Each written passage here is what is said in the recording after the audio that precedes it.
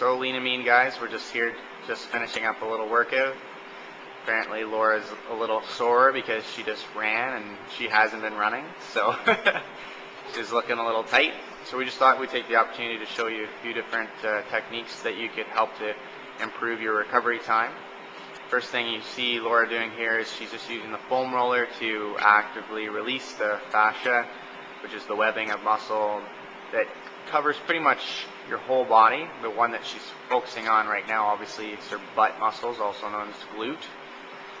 She's just going to roll up and down about 30 seconds or so. She's going to pick some spots that maybe she has a little bit more tension. You'll know what it is, where it is, because it's going to be the part that hurts. She'll stick on that for a few seconds. She's just actively trying to roll it out. It's just like self-massage. Pick a surface. We're showing a foam roller that's going to probably be your best bet, but pick something. You could do this with a medicine ball. We do that a lot. Or you could use a tennis ball. That's pretty aggressive though. But make sure you pick a surface that's going to feel comfortable. You don't want it too painful. She's obviously switched over now. She's working a little bit more on a TFL, which is the top of the hip. She'll probably switch over pretty soon into full TFL IT band, so she's going to start going down a little bit, full range of motion.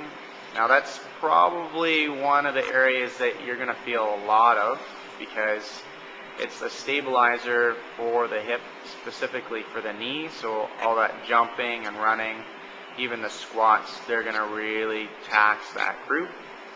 If we can switch around, kind of bake the whole leg evenly, you're going to switch over into the quad, which definitely is going to be sore because you have been doing squats, lunges, step-ups, pretty much making that thigh muscle, that knee extensor work a lot. She's moved up a little bit. You see her, she's being a little tricky. She's moving up into the hip flexor group, which is super important to work on because it's one of the most dynamic muscles that runs across the hip, and it really relates to back support, if you want to call it that. If they're tight, they're going to make the back work more than need to. If they're loose, they're going to keep the back healthy and supported. So she's going to switch over. She's moving into, yeah? You're looking at me, I was wondering if you were super tight. Yeah, so she's working into adductors, long adductors specifically.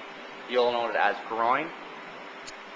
She can switch around into that different position. You don't want to make sure that you spend too much time at the joint itself. You want to think long and lean over top of the muscle.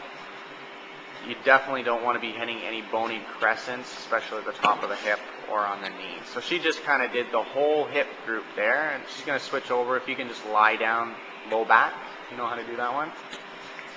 So those are rectus spinae lumbar groups. So lumbar is the big muscle that's the supporting of the low back. So again, getting back into that. That's an area that, because we're lifting a lot, those deadlifts could potentially be somewhere that it's sore, but it's a postural thing.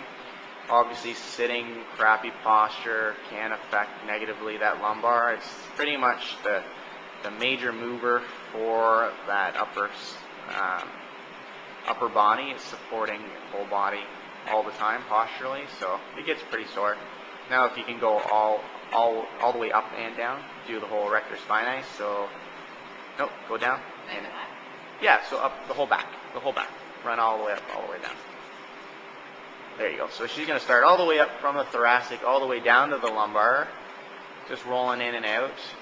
What that's going to do is, obviously in the foam roller you can do both at the same time. I would strongly suggest if you're using a med ball, you don't want any contact on the spine. You're just going to hit either slightly to the right or slightly to the left, which is going to allow you to work those rectus spinae. They're the ones that run parallel with your spine, and they keep you upright, which is important. That's awesome. Can you switch over onto your side a little bit and do the lat just a little bit more? Yeah, just like that, hanging out on the side. Kind of reach your arm up and onto the ground. Yeah, and then slide up and down. This one's apparently a new one to her. She's looking at me. So it's just going to hit the side lat muscle. You can run right up onto the armpit too. Yeah.